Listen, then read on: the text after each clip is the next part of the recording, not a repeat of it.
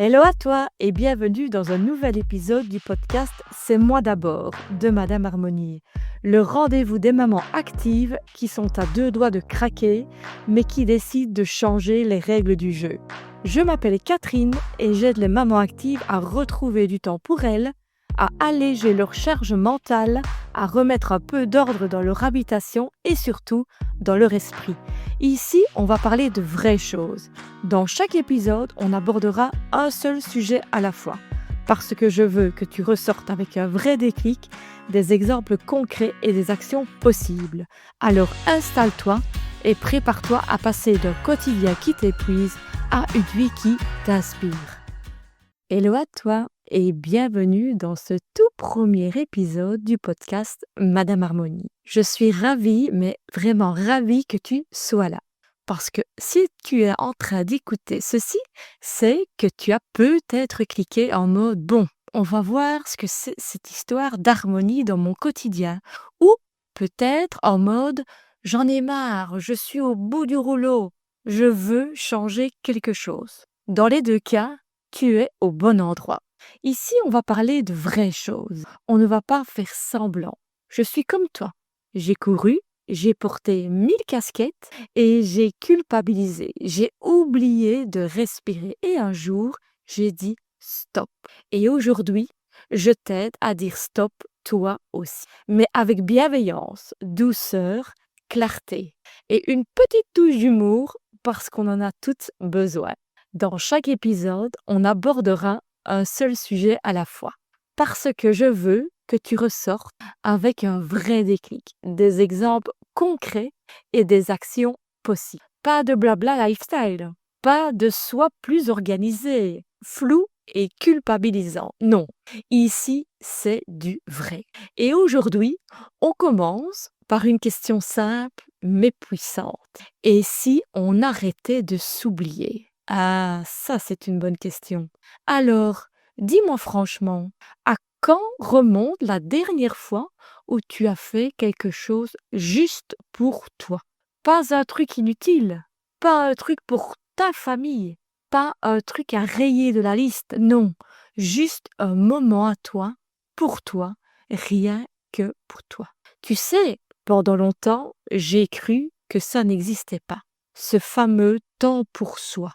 Je pensais que c'était réservé aux autres, celles qui ont des nounous, celles qui n'ont pas besoin de travailler, celles qui ont des enfants qui dorment 12 heures par nuit. Ça existe ça vraiment? Celles qui ne croulent pas sous la lessive. Moi, j'étais dans le concret. Je travaillais 6 jours sur 7. Et le 7e jour, je courais encore. Ménage, linge, courses, planification, toujours à aider tel ou tel voisin, entourage qui me sonnait à la porte. Je pensais faire ce qu'il fallait. Je pensais être une bonne maman, une femme efficace. Mais un jour, mon fils a regardé son papa et il a dit cette phrase que je n'oublierai jamais. Maman travaille tout le temps et elle n'est jamais à la maison. Aïe, franchement là, ça a touché quelque chose de très très très profond. Cette phrase, c'était un électrochoc. J'étais là physiquement, mais en vrai, j'étais partout sauf là. Et surtout, j'étais nulle part pour moi-même. Alors, j'ai commencé à remettre de l'ordre. Et je ne parle pas que d'ordre dans les tiroirs ou dans la maison. Je parle d'ordre dans mes priorités. Parce qu'il faut qu'on se le dise. Le problème, ce n'est pas qu'on n'a pas assez de temps, c'est qu'on ne s'accorde jamais la priorité. Et là, tu lèves les yeux au ciel en mode « Oui, mais moi, c'est pas pareil, je te comprends. » Tu te dis sûrement « Moi, je dois gérer la maison, les enfants, mon travail, le couple, les rendez-vous, les activités, les lessives, les cours, des factures, etc., etc. » Oui, mais tu sais quoi? Tu n'es pas une machine, tu es une femme. Et une femme, ça a besoin de vivre, pas juste de survivre. Alors aujourd'hui, j'ai envie qu'on parle vrai.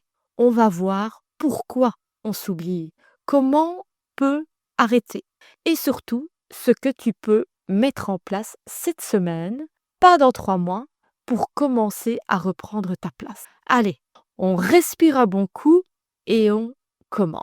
C'est parti, on y va. On s'oublie souvent pour plusieurs raisons. D'abord, parce qu'on pense que c'est normal. On a grandi avec des modèles de femmes courageuses, celles qui s'occupent de tout, sans se plaindre. On valorise l'abnégation, celle qui pense à tout le monde, qui gère tout, qui ne lâche rien. Mais à quel prix? Ensuite, on s'oublie parce qu'on croit que c'est temporaire. On se dit, quand les enfants seront plus grands, quand j'aurai fini ce projet, quand j'aurai posé mes vacances. Mais on le sait, ce quand ne vient jamais. Parce qu'il y aura toujours une nouvelle urgence, une nouvelle priorité, un nouveau truc à gérer. Et parfois, on s'oublie même par culpabilité. Si je prends du temps pour moi, je suis égoïste? Non, tu n'es pas égoïste, tu es humaine. Alors, concrètement, qu'est-ce qu'on fait? Déjà, on arrête de vouloir tout faire. Tu n'as pas à être parfaite. Tu n'as pas à être productive 24h24. Tu n'as même pas besoin que ta maison soit instagrammable. Tu as juste besoin d'un peu d'espace, un peu d'air, un peu de temps où tu n'es pas en train de courir. Et je vais te partager maintenant 5 choses concrètes que tu peux faire cette semaine pour arrêter de t'oublier. La première, prends 10 minutes le matin pour toi. Pas pour répondre aux messages, pas pour préparer les affaires des enfants, pas pour anticiper le menu du soir. Non, juste toi. Assieds-toi, respire, bois ton café chaud, mets une musique douce et surtout, ne fais rien de productif. Tu vas voir, au début, tu vas être mal à l'aise. Et puis, petit à petit, tu vas te dire « Waouh, ça fait du bien !» La deuxième, supprime une tâche non essentielle. Oui, tu m'as bien entendu. Supprime une tâche. Exemple, repasser les serviettes. On arrête de suite. Nettoyer les vitres toutes les semaines. Bye bye. On respire, on allège. La troisième, choisis un moment non négociable pour toi dans la semaine. Tu le bloques dans ton agenda comme un rendez-vous pro et tu ne le déplaces pas. Tu n'es pas dispo. Point, c'est tout. Même si c'est pour aller t'acheter un vernis ou lire 3 pages d'un bouquin.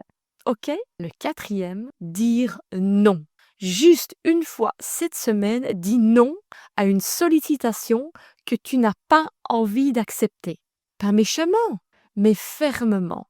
Tu verras comme c'est libérateur. Et la cinquième, souviens-toi de qui tu étais avant de t'oublier.